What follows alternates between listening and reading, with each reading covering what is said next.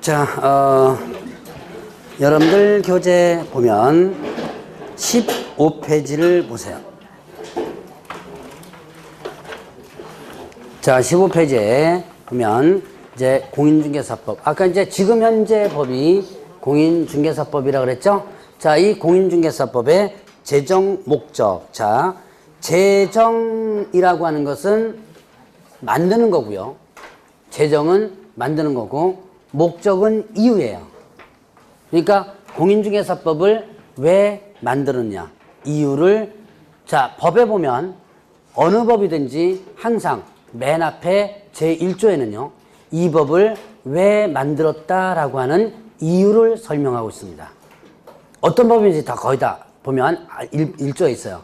그래서 이 법도 이 법을 왜 만들었냐라고 하는 이유를 1조에 목적에 설명하고 있는데, 이게 한다는 시험 문제 상당히 잘 나왔던 부분이에요.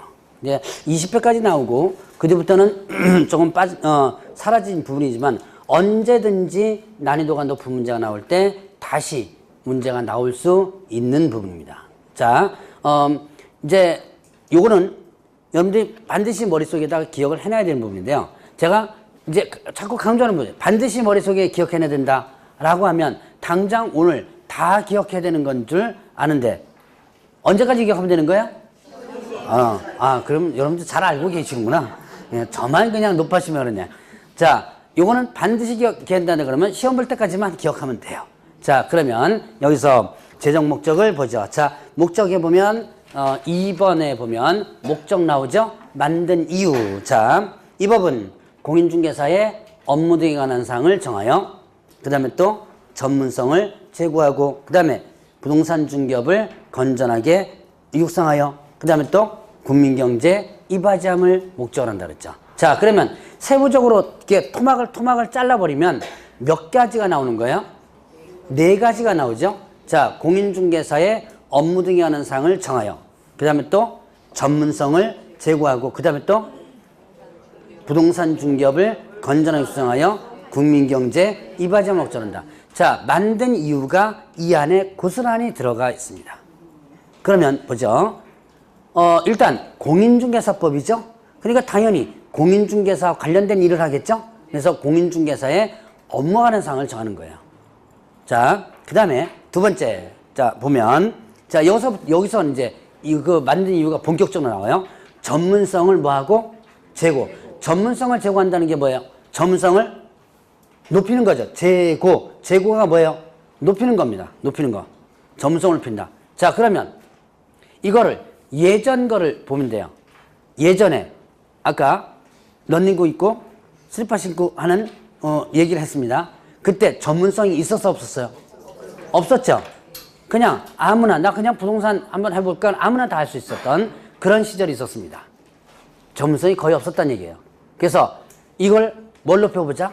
전문성을 높여보자라고 해서, 전문성이 없는 것을, 그래서 전문성을 뭐 한다? 제고. 높이기 위해서 이 법을 만든 거예요. 그 다음에 또 세 번째도 그 만든 목적이 나옵니다. 뭐랬죠? 부동산 중개업을 건전하게 육성한다 그랬죠. 자, 그럼 이걸 거꾸로 뒤집어 보면 여러분들 이해하시겠죠? 부동산 중개업이 건전했다, 건전하지 못했다? 건전하지 못했다. 아까 뭐 조폭 얘기도 했었죠? 예. 부동산 쪽에는 옛날에는 조폭들이 거의 다 들어왔었어요. 근데 나중에 이제 경매부분도 옛날에는 조폭들이 거의 있었습니다.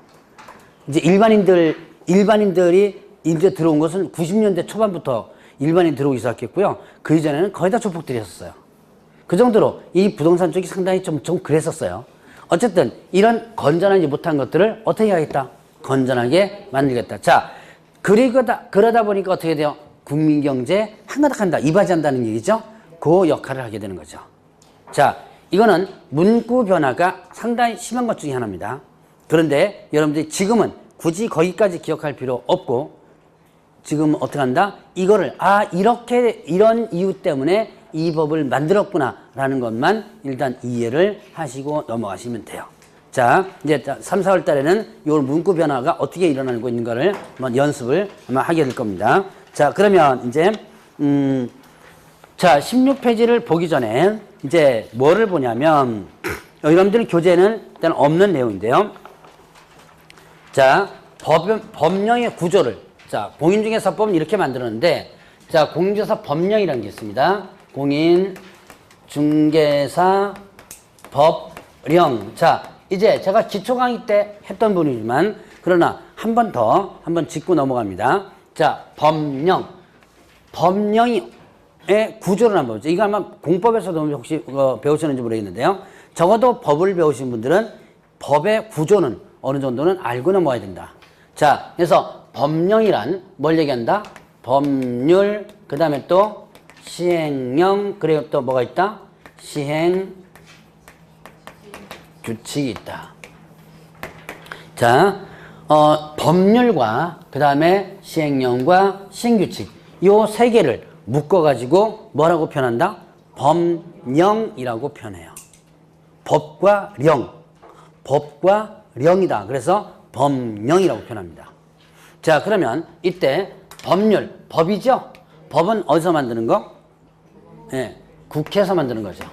국회에서 국회의원들이 만듭니다. 국회는 뭐라 그래요? 입법기관이라고 그러죠? 그래서 국회에서 법을 만듭니다. 근데 국회의원들이 지네들이 다 잘하는 건 아니죠. 잘하는 건 아닙니다. 그러면 어떻게 된다? 얘네들이 큰 틀만 만들어요. 지네들이 다 뭐 소기까지 다 들어가서 아주 세부적인까지 만들 능력이 없어요. 그렇게. 그래서 큰 틀을 짭니다. 큰 틀을 짜는 게 큰 틀 짜놓는 것이 뭐냐면 법이에요. 자, 그러면 이제 국회의원들이 이만큼의 틀을 짜놨습니다. 자, 내가 이만큼 틀을 짜놨으니까 나머지는 네가 만들어라. 너한테 위임을 시키는 거예요. 그럼 이 너는 누구다? 예, 시행령인데 시행령 그럼 누가 만드냐 이거예요. 예, 대통령이 만든다 그랬죠. 그래서 자, 대통령이 만든다 그래서 시행령을 다른 말로 뭐라 한다? 대통령령이라고 표현한다 그랬죠. 자, 그래서 대통령이 이제 요 틀 안에서 이 틀을 벗어나면 안 돼요. 틀을 벗어나면 안 되고 틀 안에서 기본 또 세부적인 내용을 짜게 되는 거예요. 자, 근데 대통령도 바쁘니까 이제 나는 요만큼만 만들었으니까 나머지는 네가 만들어라. 너한테 다시 위임시키는데 이때 그 밑으로 위임시키는 걸 뭐란다? 시행규칙인데 시행규칙은 어디서 만든다? 각 부서장이 만든다 그랬죠. 각 부서에서. 행정부처에서 만든다 그랬죠. 자, 행정부처에서 시행규칙을 만드는 거예요. 그러면 자, 시행규칙은 각 부서에서 만든다 그래서 뭐라고 표현한다? 부령이라고 표현하죠. 그러니까 행정부처에서 나머지 아주 세부적인 것을 이렇게 짜는 거예요. 그러면 이제 이렇게 큰 틀 안에 얼개를 이렇게 세부적으로 나오면 이게 몽창 묶어서 뭐예요? 법령이 되는 거죠. 근데 문제는 시행규칙은 각 부서에서 만든다 그래서 부령이라고 표현하는데 행정부처가 여러 부처가 있죠. 그렇기 때문에 거기에 따라서 뭐를 담당 부서명을 붙인다 그랬죠. 공인중개사법은 어느 부서 담당? 국토교통부 담당이라고 그랬죠. 그래서 자, 공인중개사법의 시행규칙을 뭐라 그런다? 국토교통부령. 자, 그래서 이거를 국토교통부령이라고 표현한다 그랬죠. 자, 그래서 이렇게 자, 시행령을 다른 말로 뭐라 그러고? 대통령령. 시행규칙을 다른 말로 뭐라 그런다? 국토교통부령이라고 표현을 하는데, 자, 여기에서 시험 문제에 뭐 시행령은 대통령이다 이렇게 문제는 안 나온다 그랬어요. 그런데 시험 문제에 나오는 것은 이렇게 나옵니다. 뭐는 대통령령으로 정한다. 이렇게 대통령이 위임시키거든요. 법률에서는 뭐 이러한 상황에 대해서는 대통령령으로 정한다. 이렇게 대통령 위임시키는데 요 문구를 국토교통부령으로 정한다. 이렇게 문장을 바꿔서 나와요. 실제로 중개사법에서 이렇게 문제가 바뀌어서 나옵니다. 그래서 이렇게 대통령령으로 정한다, 국토교통으로 정한다를 나중에 구분할 기회가 아마 올 겁니다. 그래서 어떠한 사항은 대통령으로 정하는 게 많고 어떠한 사항은 국토교통으로 정하는 게 많다. 이런 것들을 한번 구분할 때가 아마 올 거예요. 자, 그러면 이제 이렇게 법령의 구조를 한번 설명드렸는데 그럼 이렇게 법령은 어떻게 돼요? 전국적으로 시행하는 거라 그랬죠? 근데 전국적으로 동일하게 시행하다 보면 자, 예를 들어서 서울에서 시행하는 거와 똑같은 사항을 저쪽 강원도 깡촌에 시행하는 거랑 어떻게 한다? 똑같은 사항을 시행하다 보면 문제가 발생될 수 있어요. 강원도에서 문제가 발생될 수 있을 경우도 있고 서울에서 문제가 발생될 수도 있습니다. 그러니까 어떠한 사항에 대해서는 그 지방자치단체에 맞게 정해주는 경우 있어요. 그래서 법에서는 어떻게 하고요? 요만큼만 일단은 범위를 정해놓고 나서 나머지는 지자체, 네가 알아서 만들어라. 요 범위 내에서 이렇게 지방자치단체를 어떻게 돼요? 위임시키는 경우가 있다 그랬죠? 그래서 지방자치단체에서 만드는 법을 뭐라 그런다? 자, 지자체에서 만드는 법을 뭐라 그래요? 예, 조례라 그런다 그랬죠. 자, 그러면 지방자치단체가 두 가지 종류가 있다 그랬죠? 광역지자체가 있고 그 다음에 또 기초지자체가 있다 그랬죠. 그래서 광역지자체, 특별시, 광역시, 도. 그래서 이걸 줄여서 광역지자체로서 뭐다? 조례로서는 시도조례라고 그랬습니다. 시도 하면 특별시, 광역시, 도를 얘기한다 그랬고, 자, 그 다음에 기초지자체가 있었죠? 기초지자체는 뭐가 있다? 시, 군, 구, 조례가 있다 그랬죠. 조례는 지방자치단체에서 만드는 법이다. 그러니까 여러분들이 지금 광명시죠? 여기는 경기도죠? 그러니까 광역인 경기도 뭐가 있고? 조례가 있고, 광명시인 뭐예요? 광명시 조례가 있는 거예요. 자, 이렇게 조례가 두 가지 종류가 있다 하는 거 하는 거. 조례는 시험 문제 안 나온다 그랬죠? 왜 안 나오냐? 각 지역별로 다르기 때문에 나중에 답이 엉뚱하게 나오겠죠? 그러나 이런 조례가 있다는 건 여러분들이 알고 넘어가시라라고 했었죠. 자, 그래서 요거는 기초입니다.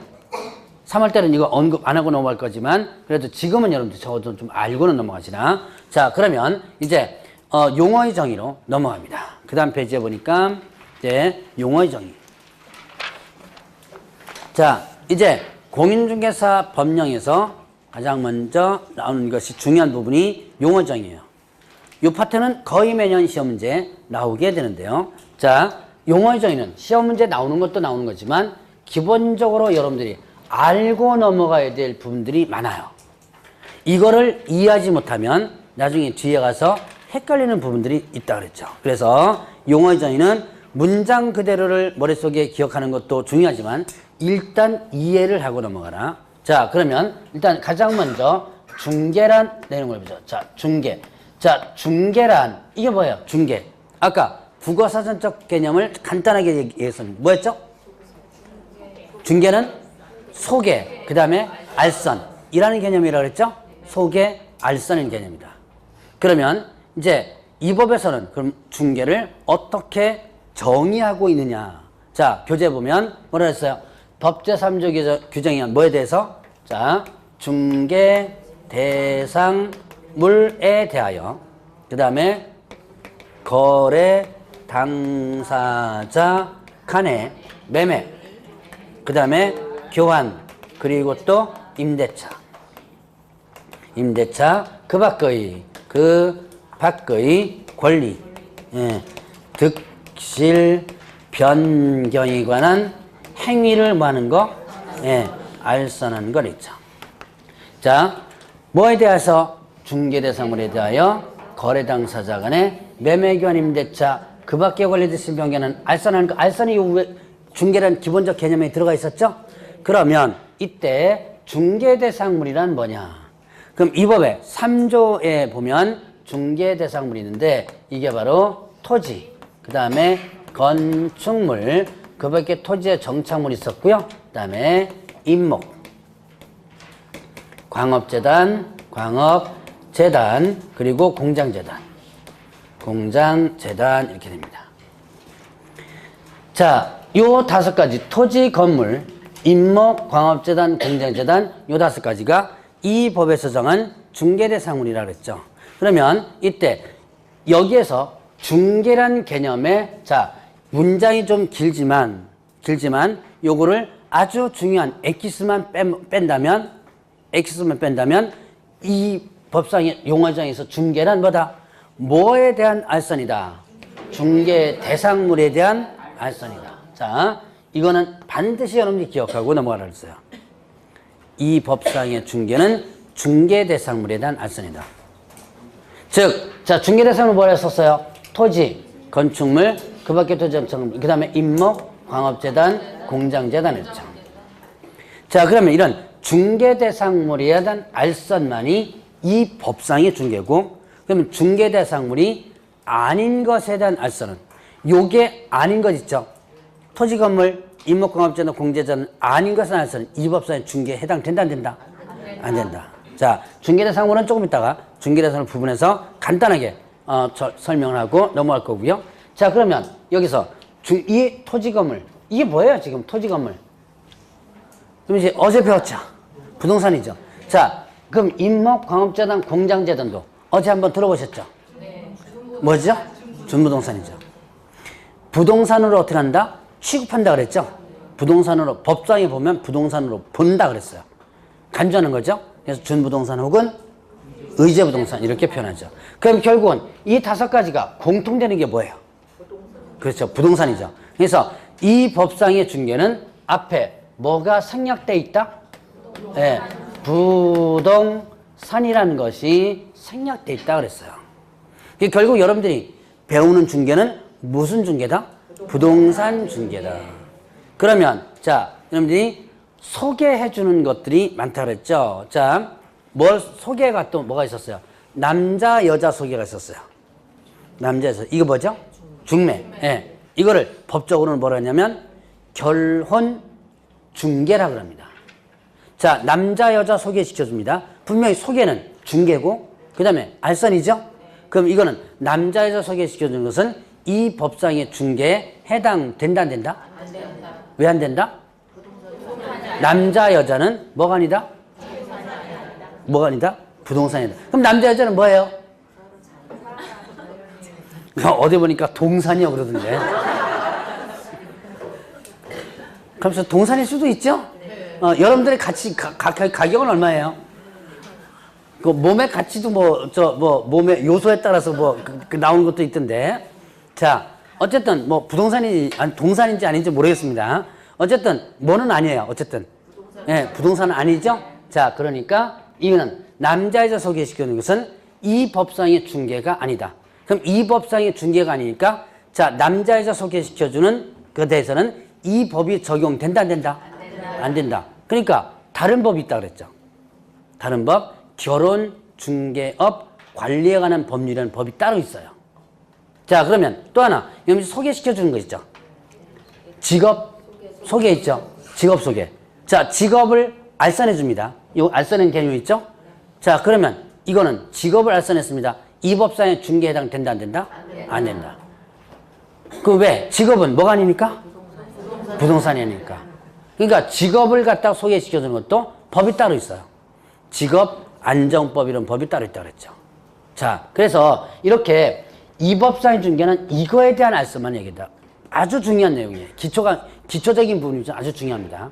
자, 그러면 이런 중개 대상물에 대해서 매매나 교환이나 임대차를 뭐 하는 거? 알선하는 거 뿐만 아니라 자, 이 밑에 줄을 보세요. 그 밖에 권리득실 변경행위를 알선하는 거였어요. 자, 그러면 권리가 득되고 실되는 거죠. 득실의 변경행위가 대표적인 게 뭐 있어요? 득되고 실되는 거 대표적인 매매죠. 매매 같은 경우는 파는 사람 입장에서는 돈 받고 권리를 실하는 거죠. 사는 사람은 돈 주고 권리를 뭐 하는 거예요? 득하는 거죠. 자, 매매 교환 임대차가 권리득실 변경의 대표적인 케이스입니다. 근데 그거 말고는 뜻은 요 밑에 있죠. 그 밖에. 그거 말고도 권리득실 변경 행위가 있더라라는 얘기예요. 바로 그런 것들이 뭐냐면 자, 저당권, 그 다음에 또 전세권이라든가, 그 다음에 지상권, 그리고 지역권 이런 것들이 있습니다. 그 다음에 임차권, 중개 대상 권리, 중개를 해줄 권리예요. 자, 토지나 건물에 뭐 설정하는 거? 저당권 설정하는 거를 뭐 했다? 알선했다. 그러면 뭐가 된다? 이게 중개예요. 자, 토지나 건물에 전세권, 지상권, 지역권, 임차권을 설정하는 것을 뭐 했어요? 알선했죠. 그러면 이것도 중개에 해당되는 거예요. 그러니까 매매 교환 임대차뿐만 아니라 저당권이나 전세권 이거를 설정하는 것을 소개시켜줬다면 이건 모두 이 법상의 중개라는 얘기죠. 자, 그러면 이제 보겠습니다. 자, 시험 문제 자주 나온 판례가 있는데요. 대법원 판례가 있는데 요거는 시험 문제 자주 나온 부분이고 중개라는 개념을 정확하게 구분짓는 개념이 돼요. 자, 이런 내용이 있습니다. 금전, 소비, 대차, 알선에 부수하여 저당권 설정 행위를 뭐했다? 알선했다. 자, 금전, 소비, 대차가 있습니다. 금전은 돈이죠? 그럼 소비, 대차가 뭐냐면 소비, 대차 여러분들이 빌려주고 받는 거예요. 빌려주고 받는 거 소비, 대차. 소비, 대차의 대표적인 여러분들이 계속 일상생활에서도 소비, 대차 계약 많이 해요. 가장 대표적인 뭐냐면 월세가 아니고 빌려주고 받는 거 대표적인 거. 여러분들이 많이 하는 게 있어요. 대출. 금전은 대출이죠? 자, 예, 금전 소비는 대출과 관련된 부분이고 또 일반 물건에도 있어요. 여러분이 리스 계약하는 거 있죠? 리스 계약 뭔지 아시죠? 예, 그게 바로 소비대차 계약이에요. 일정 기간 동안 내가 가지고 있는 물건을 너한테 빌려주고 사용량에 따라서 아니면 기간에 따라서 얼마를 받겠다 뭐 이런 게 리스 계약이죠. 자, 그것이 대표적인 소비대차 계약입니다. 자, 근데 여기에 뭐가 있다면 금전이 있다면 이건 금전을 빌려주는 거죠. 그 금전을 빌려주고 받는 것에 대한 것을 알선을 합니다. 자, 여기에 A가 있고 B가 있고요. 자, 갑이란 A는 토지를 가지고 있습니다. 토지를 가지고 있는데 뭐가 없냐면 돈이 없어요. 땅만 잔뜩 갖고 있고. 자, 그러면 이제 B는요. 얘는 땅은 잔뜩 갖고 있는데 뭐가 없다? 돈이 없는데. 그러면 B는 가진 게 뭐밖에 없는 가진 게 뭐밖에 없는 사람? 돈밖에 없는 사람이죠. 돈만 잔뜩 가지고 있어요. 그러니까 자, A가 돈 필요하니까 B한테 빌려줘 그러면 될 텐데 A가 B를 모르는 거예요. 그럴 때 어떻게 한다? 갑에게 오죠. 그래서 야, 가진 게 돈밖에 없는 사람 있으면 좀 소개시켜줘. 그래서 갑이 누구를? B를 A한테 소개시켜주고, 자, 이 B가 A에게 뭘 빌려주는 거예요? 돈을 빌려주겠죠? 자, 요까지가 뭐 한 거예요? 갑은 금전 소비대차를 어떻게 한다? 알선했죠. 자, 요까지. 요 첫 번째 요까지. 요거 이 법상의 중개에 해당된다 안 된다? 이 법상의 중개에 해당된다 안 된다? 해당 안 된다. 자, 첫 번째 줄만 얘기했죠, 지금? 이 법상의 중개에 해당되지 않는다. 분명히 알선했죠. 알선이면 분명히 소개시켜 준 거죠. 그럼 소개가 중개죠. 근데 이게 이 법상의 중개에 해당 안 된다. 이유는 예, 금전 자체는 뭐다? 중개대상물이 아니니까. 무슨 얘기인지 아시겠죠? 금전 자체는 중개대상물 아니죠. 그래서 이 법상의 중개에 해당되지 않아요. 그런데 이제 두 번째 줄로 넘어갑니다. 자, B가 A한테 돈을 빌려주려고 그러니까 떼먹힐 것 같죠? 그러니까 마침 뭐가 있어요? 땅이 있죠. 그러니까 이 땅에다 뭘 해줘? 저당권 설정해줘. 그래서 B가 A에게 돈을 빌려주면서 이 토지에 뭐를 설정했다면 저당권을 설정을 해버렸죠. 그러면 갑은 결국 어떻게 된 거예요? 갑은 결국은 이 A와 B 사이에 토지에 대한 뭐를 저당권 설정행위를 알선, 소개시켜 준 거죠. 자, 이게 이제 두 번째입니다. 부수하여 저당권 설정행위를 알선했습니다. 이거는 이 법상의 중개에 해당된다는 얘기죠. 이 내용 무슨 얘기인지 대충 아시겠죠? 이게 시험 문제 자주 나왔던 판례예요. 그러니까 이 시험 문제 나온 판례이기도 하지만 중개라는 개념을 여기서 정확하게 이 법상의 중개를 정확하게 구분할 수 있습니다. 자, 그래서 중개는 여러분들이 기본적으로 이 정도까지 한번 정리를 해보고요. 자, 그러면 이제 여러분들 교재에 보면 이제 18페이지를 잠깐 보세요. 18페이지에 보면 중개의 유형을 보겠습니다. 중개 유형 종류 찾았어요? 예, 상사중개와 민사중개. 자, 이제 포괄적 중개에 대한 소개라는 개념에서 포괄적인 개념을 일단 봅니다. 자, 상사중개, 그 다음에 또 민사중개가 있어요. 그 다음에 지시중개와 그 다음에 또 참여 중개가 있습니다. 상사 중개. 상사가 뭐예요? 네, 회사와 관련되죠? 상사, 상업과 관련됩니다. 지금 장사와 관련되죠? 상사 중개는 장사하는 것을 중개해 주는 거예요. 그래서 이거는 타인 간의 자, 상행위를 뭐 하는 거다? 알선하는 거. 이렇게 됩니다. 중개해 주는 거예요. 상행위, 장사하는 거죠? 자, 장사하는 것을 갖다가 알선한다면 이거는 상사 중개가 되고요. 이 상사 중개는 일단은 뭐 어떤 법이 적용되냐면 상법이 적용돼요. 그래서 상법을 보면 상법에 중개업이라는 파트가 별도로 있습니다. 상법에도 중개업이라는 게 별도 파트가 있어요. 그러면 상사중개, 자, 간단하게 하면 장사하는 것을 소개해 주는 거예요. 그럼 자, 여러분들이 장사하는 것을 소개해 주는 거, 그럼 뭐가 있을까요? 예, 맞아요.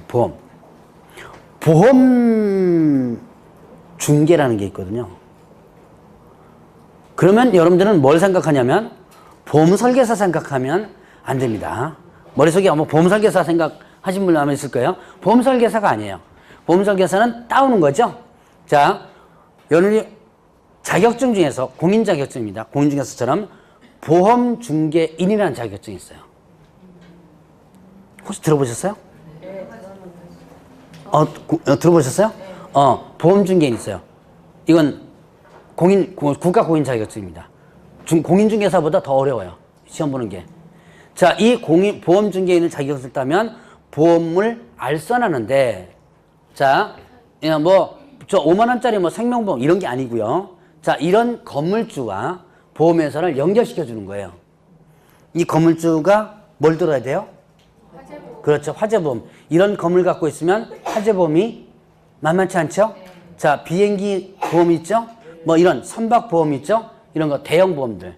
이런 것들을 보험회사와 연결, 알선해 주고 나서 알선료를 받는 직업이 뭐냐면 보험중개인이에요. 바로 그 보험이 뭐가 된다? 장사하는 거죠? 이게 대표적인 상사중개예요. 자, 지금 현재 있는 것이고요. 지금 현재 없는 것으로서 여러분들 또 하나 있는 게 뭐냐면 여러분들 혹시 젊으신 분들 잘 모르는데 무역상사라는 회사 혹시 들어보셨죠? 옛날에 대우상사, 한일상사, 현대상사 대기업은 다 갖고 있었어요. 그리고 옛날에 그 무역상사에 들어갔다가 해외에서 좀 돌다가 실적만 좋으면 바로 어디 임원까지도 치고 올라갈 수 있는 그런 아주 꽃이었었습니다. 한때는 무역상사가 서로 들어가려는 꽃이었어요. 그 무역상사가 하는 일이 뭐였냐? 무역하는 일이었겠죠, 이름이. 바로 뭐냐면 수출입을 알선하는 회사입니다. 자, 우리나라의 제품을 밖에 나가가지고 어떻게 돼요? 다른 회사에 연결시켜 주는 거예요. 우리나라에 이런 제품이 있는데 니네 가지고 사봐라. 연결시켜주고 수입품도 당연히 수출만 해서 역할은 안 되죠. 해외에 나갔으니까 수입품도 어떻게 돼요? 연결시켜줘요. 없어졌죠? 다 없어졌죠. 지금은 다 없어졌습니다. 없어지고 소규모로 남아있는 게 있어요. 그게 뭐냐면 여러분들 많이 들었어요. 오파상이라는 거 있죠? 왜? 이게 이제 소규모로. 오파상이 뭐냐면 이제 소규모로 해가지고 이렇게 알선해주는 회사는 일단 남아있습니다. 바로 그런 것들이 뭐다? 상사중개. 장사하는 것을 소개시켜주는 거예요. 그래서 상법을 적용한다. 그러면 이제 민사중개는 뭐냐? 자, 민사중개는 이거는 상사중개 이외의, 자, 상사중개 외의 중개를 뭐라 그런다? 민사중개라 한다. 상사중개 외의 중개. 자, 그건 뭐냐? 여러분들이 지금 배우는 여러분 이 자리에서 배우는 중개가 무슨 중개죠? 부동산 중개죠? 자, 부동산 중개. 부동산 중개. 그 다음에 또, 아까 다 언급했던 거예요. 혼인 중개. 자, 결혼 중개라 그러죠? 결혼 중개. 그 다음에 또, 직업 중개. 이런 것들이 뭐다? 민사 중개에 해당돼요. 그래서 각각의, 이거는 민법이 아닌 개별법이 적용됩니다. 그러니까 부동산 중개는, 자, 부동산 중개는 무슨 법 적용? 개별법이 적용된다 그랬죠? 부동산 중개는 무슨 법 적용? 지금 여러분들이 무슨 법 배우고 있는 중이에요? 공인중개사법 배우고 있는 중이죠? 자, 그럼 부동산 중개는 무슨 법 적용한다? 중개사법. 그렇죠. 아이고, 답하기가 힘들죠, 이게? 자, 공인중개사법 적용되죠? 그러면 결혼중개는 아까 잠깐 얘기했죠? 결혼중개업 관련한 법률이라는 법이 있고 직업중개는 직업안정법이라는 법이 있다 그랬죠? 각각의 개별법이 적용되는 거예요. 자, 그럼 이제 옛날에 자주 나왔던 문제이지만 요즘은 뭐 너무 쉬워서 안 나와요. 부동산 중개는 상사 중개다, 민사 중개다? 네, 민사 중개다. 참, 몇 회 때까지는 꽤 나왔던, 아주 잘 나왔던 문제입니다. 자, 쉽죠? 이런 문제만 나오면 좋겠죠? 네. 이런 문제만 나오면 좋겠는데 요즘은 너무 쉬워서 안 나와요. 그러나 알고는 일단 넘어가줘야 돼요. 자, 그러면 지시중개와 참여중개가 있어요. 지시중개는 단순한 소개를 목적입니다. 소개를 해주면 보수를 받는 것이 지시중개고요. 참여중개는 거래가 성사되지만 보수를 받는 것이 참여중개예요. 자, 보죠? 지시중개는 뭐만 하면요? 소개만 해주면 뭘 받는 거? 보수 받는 거다. 소개만 해주면 보수 받아요.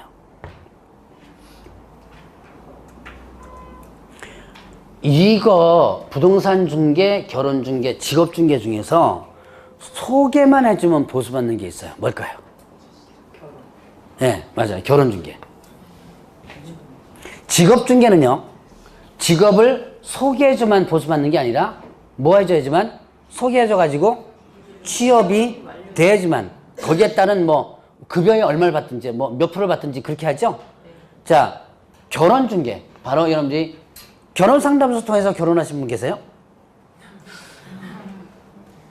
물어보면 손 안 들더라고요. 근데 그 동네가 장사 꽤 잘 되는 것 같은데. 뭐 요즘은 상당히 많죠? 예, 네, 뭐 재혼 전문 이런 것도 있습니다. 이런 것도 있고요. 자, 근데 이렇게 이걸 여러분이 가보면 조건에 맞는 사람 몇 명을 소개시켜 주겠다라는 조건하에서 이거를 알선료를 받습니다. 소개시켜 주는 조건. 결혼을 하든지 말든지는 일단 상관 안 해요.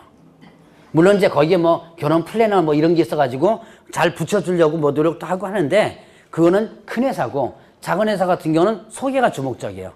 그러니까 혹시 여기 젊으신 분들 절대로 작은 회사 가지 마세요. 작은 회사 가면 남자분들 가면서 보자. 남자분들도 갈 분이 계시구나. 그거 보니까. 하여간 요즘 뭐 재혼 전문도 있다 그랬죠? 재혼 전문도 있으니까 갈 때 큰 회사 가세요. 작은 회사 가면 격리 여직원 나옵니다. 이거는 실제 뉴스에 나온 거예요. 격리 여직원 나와요. 왜 격리 여직원 나와요? 그러니까 뭐만 맞추면 돼요? 숫자만 맞추면 돼요. 몇 명 소개시켜주겠다라는 숫자만 맞추면 되죠? 그러니까 이제 격리 여직원 보냅니다. 야, 갔다 와. 그러면 가서 이제 뭐 커피 한 잔 마시고 밥 얻어 먹고 나중에 뭐 하면 돼요? 마음에 안 든다 그러면 쪽지 하나 보내면 됩니다. 그러니까 큰 데 가는 게 나아요. 자, 왜 그런 현상이 나타나냐? 바로 뭐가 목적이기 때문에? 소개가 목적이기 때문에. 그러면 지금 결혼 중개 배우는 게 아니죠? 뭐 배우는 중? 네, 부동산 중개 배우는 중이죠? 그럼 부동산 중개에서도 단순하게 소개만 해주면 보수를 받는 게 있었어요. 있었었다는 이 표현은 지금은 없다는 얘기죠. 바로 뭐냐면, 자, 아주 먼 옛날에 있었던 부동산 전시업이었습니다. 이런 거 들어보죠. 혹시 여러분들이 부동산 전시장이라는 곳 혹시 가보신 분 계세요? 이제는 물어보면 거의 대답이 안 나와요. 한 10년 전까지만 물어봐도 가보셨던 분들이 좀 있다고 했었는데 지금은 거의 없더라고요. 부동산 전시장 90년대 때까지는 꽤 있었어요. 있었었고 뭡니까? 신문사 같은 데서 많이 했었고 또 이런 개인적으로도 전시장을 많이 운영했었어요. 자, 이런 전시장이니까 뭐예요? 갤러리가 있죠? 갤러리를 운영합니다. 이렇게 해서 벽에다가 서울 물건, 경기도 물건, 충청도 물건, 전라도 물건, 경상 물건 쭉 해가지고 이제 접수를 받아서 붙여놓는 거예요. 붙여놓고 나서 자, 전시장을 운영하죠? 자, 이때, 자, 의뢰받아가지고 전시를 이렇게 해놔요. 그 전시를 할 때, 전시하는 벽에 걸어두는 조건으로 한 달 동안 걸어주겠다. 뭐 이런 조건으로다가 보수를 받았어요. 이거를 뭐라 하냐면 전시 수수료라고 했었습니다. 바로 이 과목에서도 2002년도까지 실제로 있었던, 문구가 있었던 부분이에요. 그런데 이 부동산 전시장이 이렇게 전시업을 하면서 자, 이렇게 전시를 하다가 어떻게 돼요? 이제 갤러리에 이제 사람들이 많이 오겠죠? 와가지고 서울, 자, 이제 지방에서 서울 물건이거나 아니면 서울에서 지방 물건을 보죠? 이거 좀 소개시켜줘. 그러면 이제 요거를 이제 연결시켜주고 또 별도의 또 알선료를 또 받습니다. 바로 그때 요 전시를 하면서 보수받는 거. 이게 뭐예요? 소개만 해주고 보수받는 거죠. 부동산 전시장. 근데 이 부동산 전시장이 2000년도 들면서 급격하게 없어집니다. 장사가 안 되니까 없어지겠죠? 왜 없어질까요? 예, 인터넷 때문에. 90년도 때는 저쪽에 내가 서울에서 충청도 물건을 지금 구하려고 그래요. 그러면 어떻게 해야 돼요? 일단 그쪽 가서 돌아다니거나 아니면 이런 전시장에 와서 물건을 보거나 둘 중에 하나 해주면 되죠. 근데 지금은 앉아가지고 전국 물건 다 뒤질 수 있죠. 인터넷이 급속하게 2000년대 보급되면서 싹 없어져 버립니다. 그리고 제가 2002년도까지 이 법에도 여기 과목에도 있었다 그랬죠. 2000년부터 없어지 유명무실해지다가 2002년도에 그게 싹 규정 자체도 없어져 버려요. 자, 바로 옛날에 있었는데 없어진 요 부동산 전시업, 이게 바로 대표적인 부동산 중개 관련된 지중개예요. 그래서 이거를 지시중개라고 표현하기도 하고, 그 다음에 뭐라고도 표현하면 전시중개라고도 표현하는 거예요. 그래서 시험 문제는 전시중개라고 한번 나온 적도 있었어요. 자, 그래서 단순하게 소개만 해주고 하는 거. 자, 그 다음에 이제 참여중개는 어떻게 돼요? 단순하게, 단순히 아니고, 거래가 성사되면 뭐 받는 거? 보수를 받는 거. 이것이 참여중개에 해당된다. 자, 중개에 대한 기본적 개념을 한번 살펴봤습니다. 자, 그럼 이제 중개에 대한 기본 개념을 정리를 해봤고, 그러면 넘어갑니다. 20페이지에 용어의정의 두 번째.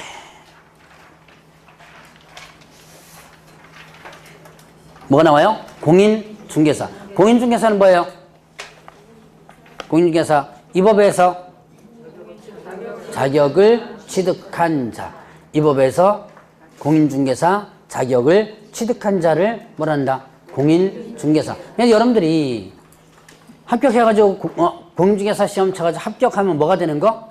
공인중개사가 되는 거죠. 자, 그러면 보죠. 지금 공인중개사 자격을 취득한 자를 공인중개사라고 했죠? 그럼 자격 취득하지 않은 자를 뭐라 그런다? 중개보조는 자격 없이 일을 한 사람이 중개보조이고요. 무자격자. 예, 무자격자. 자격이 없는 사람 이렇게 표현하기도 하고요. 이 법에서는 미법에서 표현하는 용어가 별도로 있어요. 아주 쉬워요. 예, 맞아요. 어떻게 아세요? 내가 예전에 했었나? 했었던가요? 공인중개사가 했었구나. 공인중개사가 아닌 자. 자, 다시 간단하죠? 자, 다시 한번. 공인중개사는 자격을 취득한 자. 그러면 자격 취득하지 않은 자를 뭐라 한다? 공인중개사가 아닌 자 그랬죠. 자, 그러면 이제 밑에 중개업이란, 자, 세 번째 용어를 보죠. 세 번째 용어를 보면 중개업이란 부분이 나옵니다. 자, 중개업이란 세 가지 조건이 모두 해당되는데, 자, 중개업이란 보면 요때 중개는 앞에 뭐가 생략돼 있다 그랬어요? 저쪽에서 그랬죠? 예. 자, 요거는 부동산이라는 것이 생략되어 있다 그랬죠? 자, 그러면 지금 현재 부동산 중개업 이렇게 많이 표현을 합니다. 그러면 중개는 소개라는 개념이었고, 자, 업이 뭐라 했죠? 장사. 그래서 자, 업은 장사하는 거다라고 했었고요. 장사 조건 두 가지. 일단 계속해야 된다. 또 하나는 보수를 받아야 네, 보수, 돈 받아야 된다. 자, 두 가지가 장사의 기본 조건입니다. 자, 일단 장사의 기본 조건. 자, 이제 용어정의 보기 전에 일단 기본 조건을 보고 보겠습니다. 돈 받아야 된다. 무료로 하는 것은 뭐가 아니다? 아니다. 그러니까 만약에 어떤 것을 소개를 해주면서 무료로 돈을 안 받고 소개를 해주죠. 계속 하더라도 이건 뭐다? 업이 하는 얘기예요. 혹시 여기 YMCA라든가 YWCA 관여를 하신 분 계실지 모르겠는데 아직도 제가 알기로 있기로 YMCA나 YWCA 가면 전세 알선을 해줘요. 그 회원들 있죠. 그 YWCA 그 회원들끼리 해가지고 전세 알선 해줍니다. 아직도 해주는 걸로 알고 있는데 근데 뭘 안 받아요? 보수를 안 받아요. 그러니까 관청에서 손을 못 대는 거예요. 회원들끼리 해가지고 알선해주긴 알선해주는데 뭘 안 받는다? 보수 안 받으니까. 그러니까 뭐가 아니란 얘기예요? 업이 아니란 얘기죠. 자, 그래서 일단 돈 받아야 된다. 그 다음에 또 계속해야 된다. 어쩌다가 한 번 한 것은 뭐가 아니다? 업이 아니다. 자, 계속해야 된다. 그러니까 여러분 어쩌다가 한 번 한 것은 이거는 장사의 목적이 아니란 얘기죠. 자, 그래서 그거를 중점적으로 한다면 일단은 중개업이라는 용어정이 다시 보죠. 교재 뭐라 그랬죠? 교재를 한번 보면 다른 사람의 의뢰에 의하여 그 다음에 일정한 뭘 받고 보수를 받고 그 다음에 또 중개를 어떻게 한다? 업으로 행하는 거 느꼈어요. 다른 사람의 의뢰가 있어야지 말이죠. 길 가는 사람 붙잡고서는 할 수 없잖아요. 그러니까 이거 팔아줘, 이거 사줘 라는 의뢰가 있어야지만 그거를 받아가지고 연결시켜 주겠죠. 자, 그 다음에 보수받아야 된다. 무료라는 것은 뭐가 아니다? 업이 아니다. 그러면 자, 이와 관련된 이제 판례가 나오는데 자, 등록하지 않은 일반인, 여러분들과 같은 일반인이 보수를 받기로 약속합니다. 내가 요거 소개시켜 줄 테니까 돈 얼마 줘 라고 요구를 했고 상대방은 그러면 거래를 성사시키면 얼마를 주겠다라고 약속을 했어요. 그리고 거래를 성사시켜 줬는데 아직까지 뭐를 안 받았어요? 보수를 안 받았죠. 이거는 업이다, 업 아니다? 네, 보수를 받기로 약속을 했어도 아직까지는 뭘 안 받았기 때문에 보수를 안 받기 때문에 업이 아니라 그랬어요. 보수를 받아야 된다는 전제 조건. 그 다음에 중개를 뭐 한다? 업으로 행하는 것. 이때 업은 무슨 뜻? 계속적. 계속적. 그 다음에 반복적 개념이라고 그랬죠. 계속해야 된다. 우연한 기회 알선해주고 보수받았습니다. 우연한 기회 알선하고 보수받았어요. 이거는 업이다, 업 아니다? 업이 아니다 그랬죠. 자, 그래서 요것도 관련된 판례 시험 문제 잘 나오는 것 중에 하나예요. 자, 그래서 요거 업이란 세 가지. 의뢰받고 뭐 하고요? 보수받고 그 다음에 업으로 요 세 가지가 모두 해당지면 된다.